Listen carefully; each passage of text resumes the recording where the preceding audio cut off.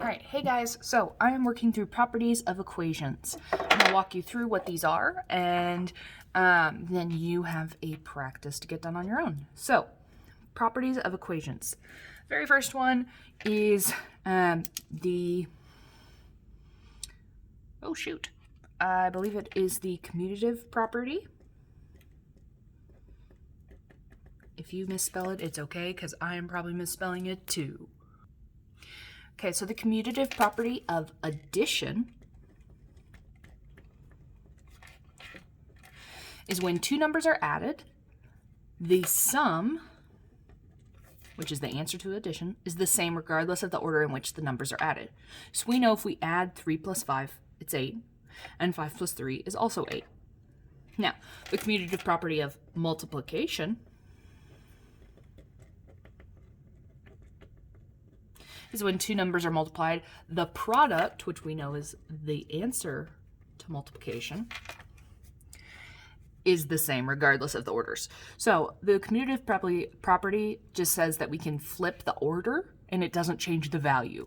So 3 times 5 is 15 and 5 times 3 is 15. 3 plus 5 is 8, 5 plus 3 is 8. Okay, associative property. I am probably misspelling this, but it's more about how you are able to understand what it is. So the associative property of addition is when 3 or more numbers are added, the sum is the same regardless of the ways in which the numbers are grouped. So this is about grouping. So because it's all addition, 6 plus 4, 6 plus the 4 times 3. 4 plus 3 is 7. 6 plus 7 is 13. But if we group it, 6 plus 4 is 10. 10 plus 3 is also 13. So because this is all addition, we can group it any way we want. Because it's all addition. Now, if I changed any of the signs, the operators here, it changes. Now, the same thing goes for multiplication. When 3 or more numbers are multiplied, the product is the same regardless of the way in which the numbers are grouped. So it's all multiplication. So 6 times 4 times 3 is 72, and 6 times 4 times 3 is 72. So you can group it because it's all multiplication. Switch it to anything else and it doesn't work anymore. All right. Distributive property.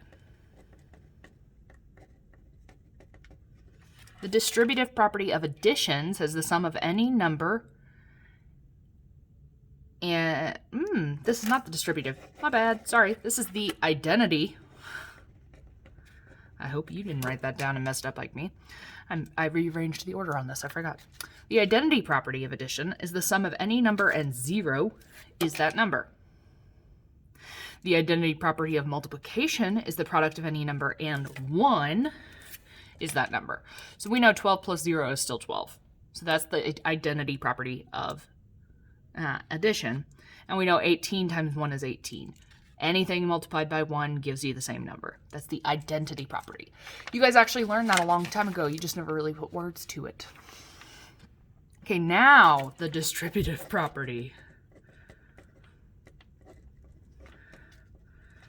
So the distributive property is the sum of two numbers times a third number is equal to the sum of each addend times the third number.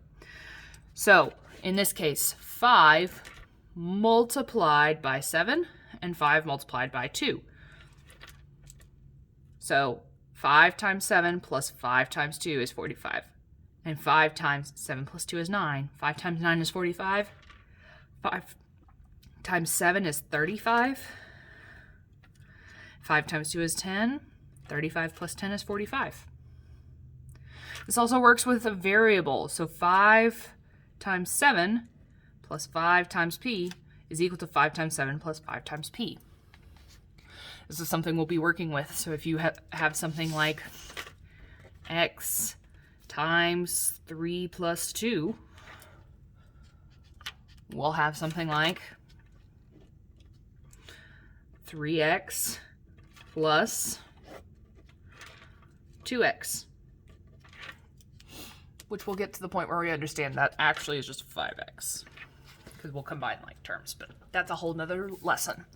So I want you guys to understand that this is an important paper because you're going to come back to this a lot. We're going to be, actually, this is part of our test and it's part of your homework. So don't lose this paper. Bye, y'all.